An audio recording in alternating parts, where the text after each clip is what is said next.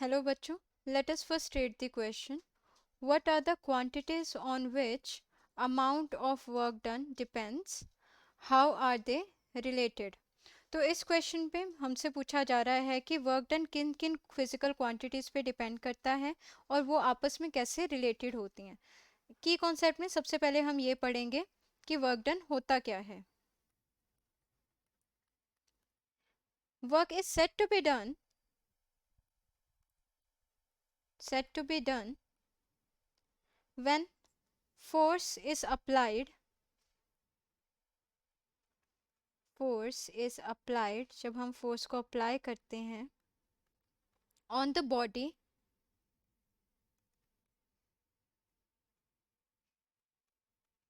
To displace it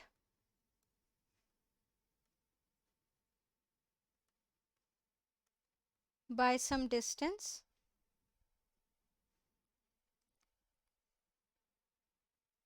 in the direction of force.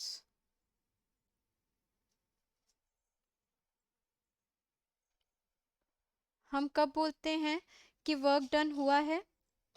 जब force को apply करते हैं बॉडी के ऊपर उसे डिस्प्लेस कराने के लिए in the direction of force. It is very important कि कहाँ पे कर रहे हैं, in the direction of force. तो जब एक एग्जांपल लेते हैं इसका, ये ब्लॉक है मास एम का, it is lying on the ground. जब हम इस पर फोर्स लगाएंगे एक, तो फोर्स लगने के बाद इस पर कुछ वर्क होगा और वो बाय सम डिस्टेंस डिस्प्लेस हो जाएगा. Let that distance be S.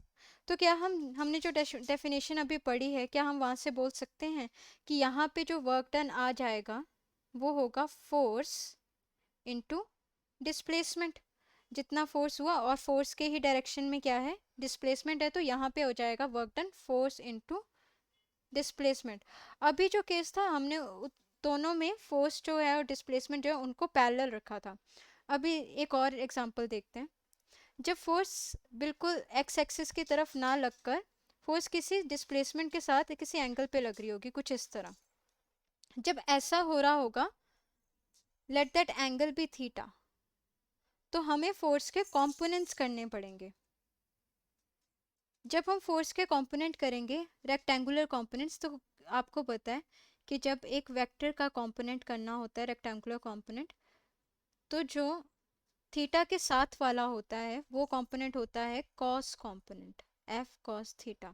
और जो थीटा से अवे वाला होता है वो होता है sign component, F sine theta. तो कौन सा कंपोनेंट है जो डिस्प्लेसमेंट के पैरेलल है, जो डिस्प्लेसमेंट के तरफ है, वो है एफ कॉस थीटा कंपोनेंट.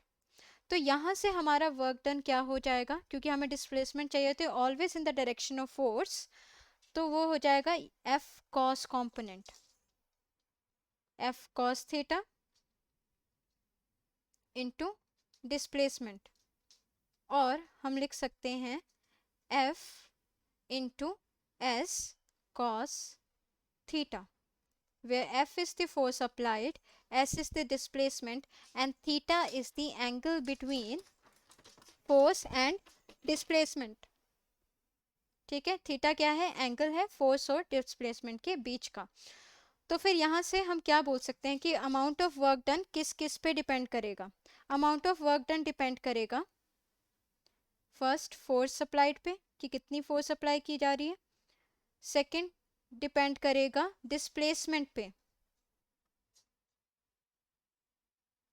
और फॉर्मूले से ही हम देख सकते हैं कि थर्ड किस पे डिपेंड करेगा, angle between force and displacement. तो यहाँ से हम बोल सकते हैं कि अमाउंट ऑफ वर्क डन तीन फिजिकल क्वांटिटीज पे डिपेंड करता है, एक फोर्स, दूसरा डिस्प्लेसमेंट और तीसरा angle between force and displacement. Now how they are related, ये फॉर्मूला लिखा है, work done is equal to f into s into cos theta. They are related by this expression. Hope you understood it well. Thank you.